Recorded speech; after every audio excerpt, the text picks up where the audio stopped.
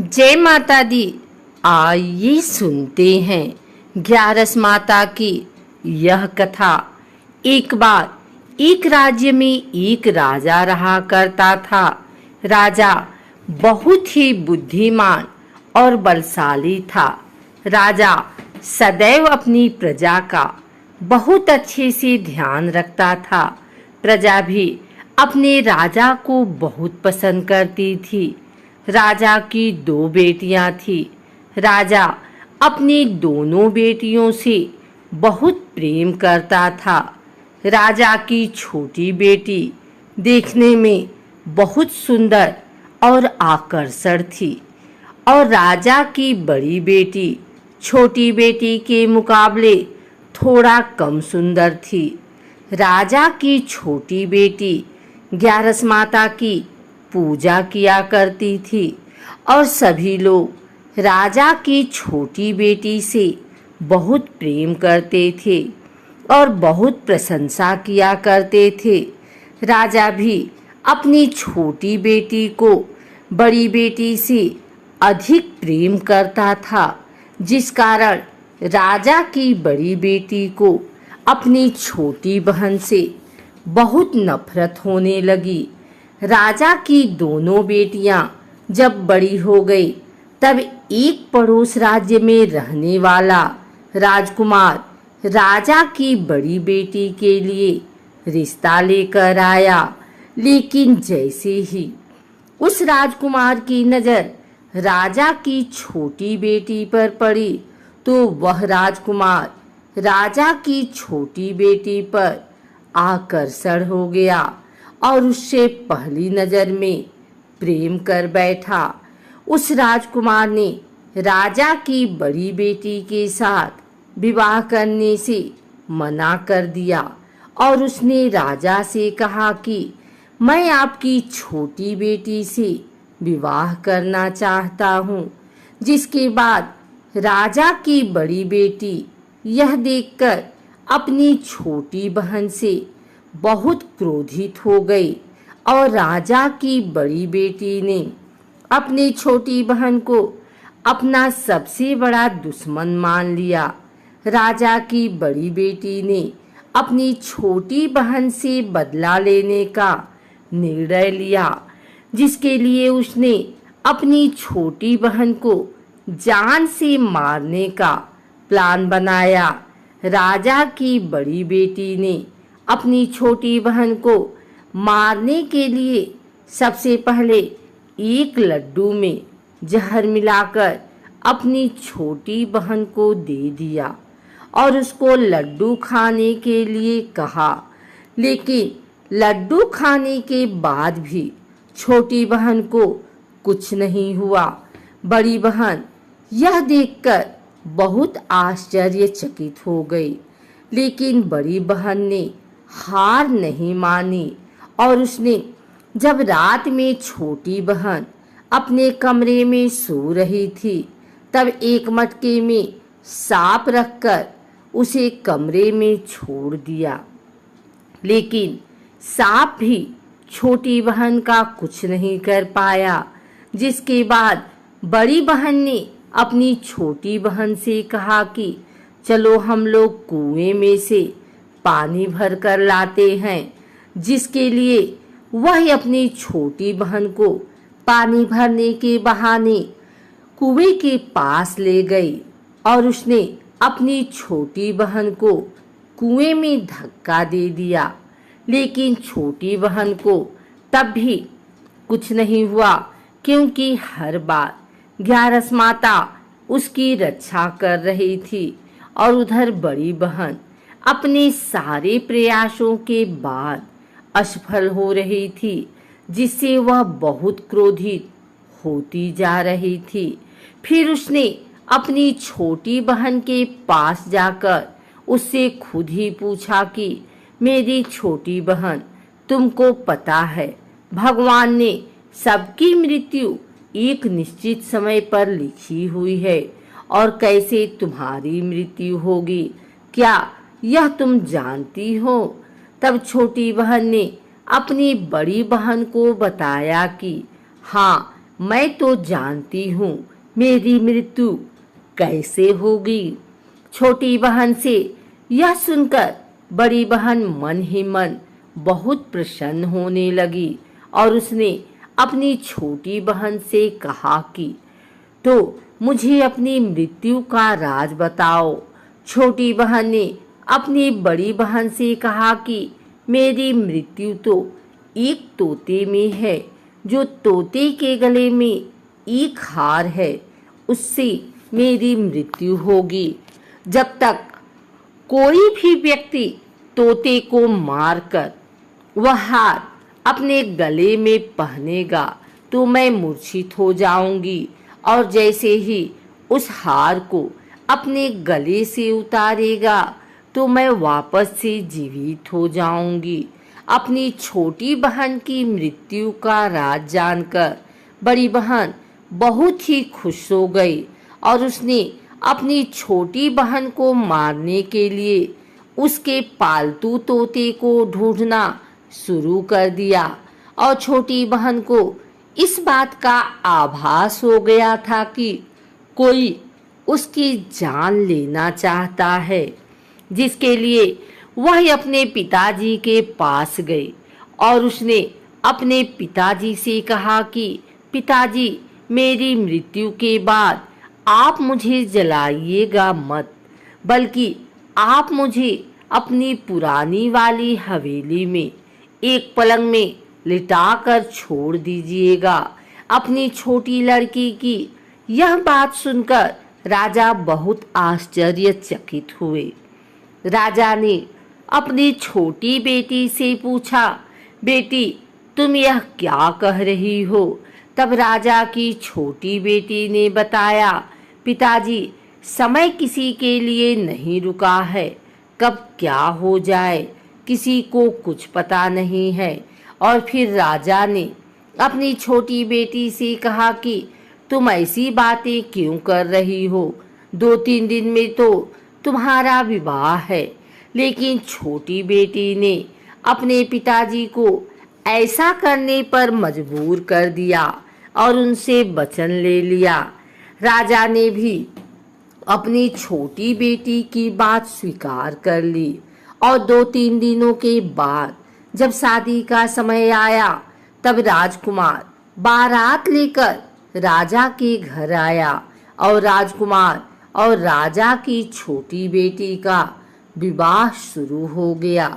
जैसे ही राजा की छोटी बेटी राजकुमार के साथ फेरे लेना शुरू करती है, उसकी बड़ी बहन अपनी छोटी बहन के कमरे में जाकर उसके तोते को पकड़ लेती है और उसको जान से मार देती है।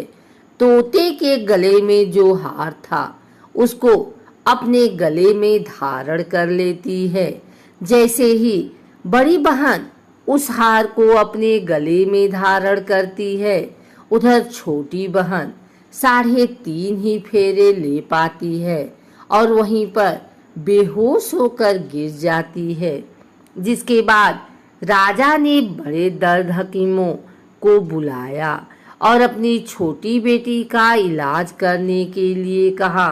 राजा की बात सुनकर वैद्य ने छोटी बेटी को जब चेक किया तो राजा को बताया कि आपकी छोटी बेटी ना तो जीवित है और ना ही मरी हुई है।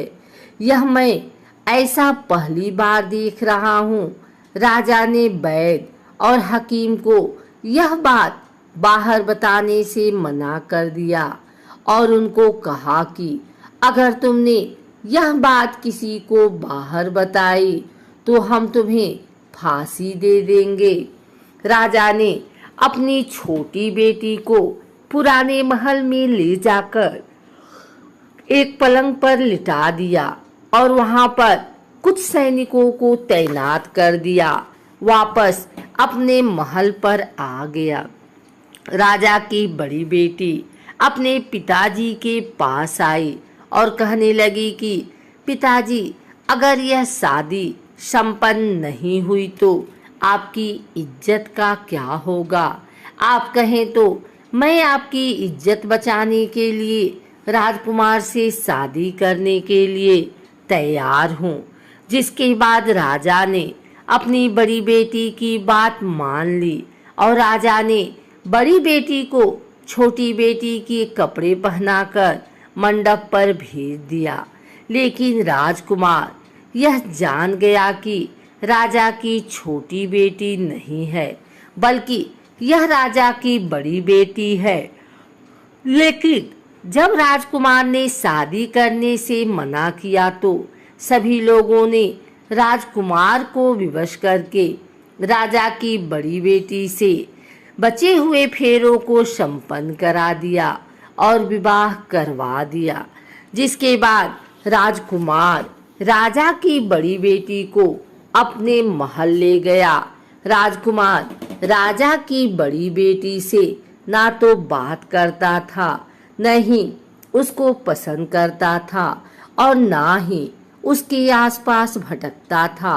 और राजकुमार ने यह फैसला लिया कि वह अपनी प्रेमिका को ढूंढ कर रहेगा और यह जानकर रहेगा कि उसके साथ हुआ क्या है।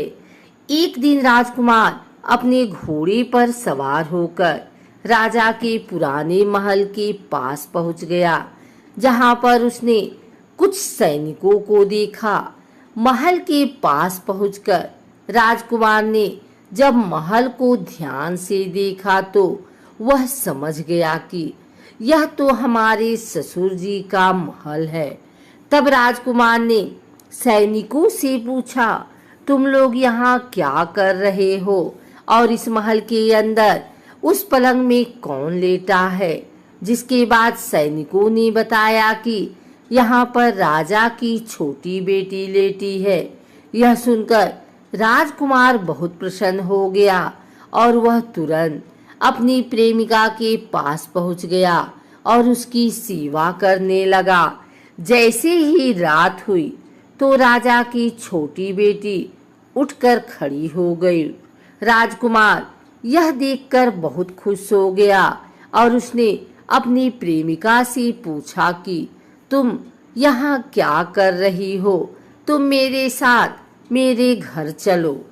राजा की छोटी बेटी ने राजकुमार को सारी बातें बता दी कि मेरी जान एक तोते में बसी थी और मैंने यह बात सिर्फ अपनी बड़ी बहन को बताया था और मुझे पता है कि उसने ही मुझे मारने का प्रयास किया है। उसके पास एक हार है जिसको वह सुबह पहन लेती है और रात को उतार देती है। जब तक वह हार को पहन ले रहती है तब तक मैं मूर्छित रहती हूँ और जैसे ही वह हार को उतार देती है तो मैं जीवित हो जाती हूँ। और जब तक मेरी बड़ी बहन के पास वह हार है तब तक मैं ऐसे ही जीवित और मूर्छित होती रहूंगी। अगर मेरी बड़ी बहन के पास जो हार वह मेरे हाथ लग जाए तो मैं हमेशा के लिए जीवित हो जाऊंगी। राजकुमार यह बात सुनकर राजा की छोटी बेटी के पास रहने का निर्णय ले लिया और उसने अपने बचे हुए सारे फेरे उस पलंग में लेटी राजकुमारी की छोटी बेटी के साथ ले लिए और अपना विवाह पूर्ण किया। वहीं पर रहने भी लगा। देखते ही देखते कुछ समय में राजा की छोटी बेटी और राजकुमार की पत्नी पेट से हो गई। एक दिन राजकुमार को किसी काम से बाहर जाना पड़ा। तब छोटी बहन के पेट में बहुत तेज से दर्द होने लगा, जिसके बाद उसने ग्यारस माता का आवाहन किया। जिसके बाद वहां पर ग्यारस माता प्रकट हुई और उन्होंने अपने भक्त के दर्द को दूर किया और एक पुत्र की प्राप्त करवाई। और वहीं पर अचानक से राजकुमार भी आ गया। राजकुमार ने ग्यारस माता को देखा तो वह आश्चर्यचकित हो गया और उसने तुरंत माता को प्रणाम किया और ग्यारस माता ने राजकुमार से कहा कि जब तुम्हारा 5 वर्ष का बेटा हो जाए तो तुम अपनी पत्नी का हार लाकर इसके गले में डाल देना। और देखते ही देखते राजकुमार और राजा की छोटी बेटी का पुत्र 5 वर्ष का हो गया। राजकुमार अपने बेटे से कहता है कि बेटा, मैं कुछ काम से बाहर जा रहा हूँ, तुम अपनी माता का ध्यान रखना। और वहाँ से चला जाता है। राजा को बाहर निकलता देख बड़ी बहन के सैनिक देख लेते हैं और बड़ी बहन को जाकर सारी बातें बता देते हैं। जिसके बाद बड़ी बहन अपनी छोटी बहन के पुत्र को वहाँ से उठवा लेती है और उसको मरवा देती है। छोटी बेटी के पुत्र के 2 टुकड़े करवा देती है। पहला टुकड़ा चक्की के पास छुपा देती है और दूसरा टुकड़ा अपनी पलंग के नीचे रख लेती है। अब 11 माता भिखारी का रूप लेकर आती हैं। एक भिखारी का रूप रखकर बड़ी बहन के पास चली जाती हैं। जिसके बाद वहां पर भिक्षा मांगने लगती हैं। बड़ी बहन अपने नौकरों से कहती है कि जाकर भिक्षा दे दो, लेकिन जैसे ही नौकर 11 माता को भिक्षा देने के लिए आते हैं तो माता उन्हें मना कर देती हैं और कहती हैं कि मैं तुम्हारी महारानी से ही भिक्षा लूंगी। जिसके बाद बड़ी बहन स्वयं ही भिक्षा देने के लिए माता के पास आती है। तब माता एक बिल्ली का रूप लेकर उसके कमरे में चली जाती हैं और वहां पर छोटी बेटी के पुत्र को कोई 2 टुकड़े को आपस में जोड़ देती हैं और उसे जीवित कर देती हैं। उसे वहां से ले जाती हैं। राजकुमार अपने बेटे को लेकर अपनी पत्नी के पास जाता है और उसे कहता है कि तुम इसका ध्यान रखना। अगर तुम इस बच्चे का अच्छे से ध्यान रखोगी तो मैं तुमसे बात करूंगा। एक दिन राजकुमार अपने बच्चे से कहता है कि तुम मम्मी से उनके गले का हार मांग लो। जिसके बाद राजकुमार का लड़का अपनी माँ के पास जाता है और कहता है कि माँ, मुझे तुम्हारा हार चाहिए जो तुमने गले में पहन रखा है। यह सुनकर पहले तो बड़ी बहन बहुत क्रोधित होती है, पर उसको यह याद आता है कि राजकुमार ने कहा था कि अगर मैं इस बच्चे का ध्यान अच्छे से रखूंगी तो वह मुझसे बात करेंगे। जिसके कारण वह हर बच्चे को देखती है और उसे संभालती है। वह तुरंत हार को ले जाकर अपने पिताजी को दे देता है और तभी राजकुमार अपने बेटे को लेकर वहां से जाने लगता है और अपनी पत्नी से कहता है कि तुम हमारे लिए खाना बनाकर रखना, मैं शाम को आकर तुम्हारे साथ खाना खाऊंगा। और वह अपने बेटे को लेकर वहां से चला जाता है। जिसके बाद वह राजा के पास जाता है और उनको सारी बातें बता देता है। राजा अपनी बड़ी बेटी की यह करतूत सुनकर बहुत क्रोधित होते हैं और अपनी परवरिश पर ही दोष देने लगते हैं और राजकुमार को अपनी छोटी बेटी के साथ रहने के लिए आदेश देते हैं।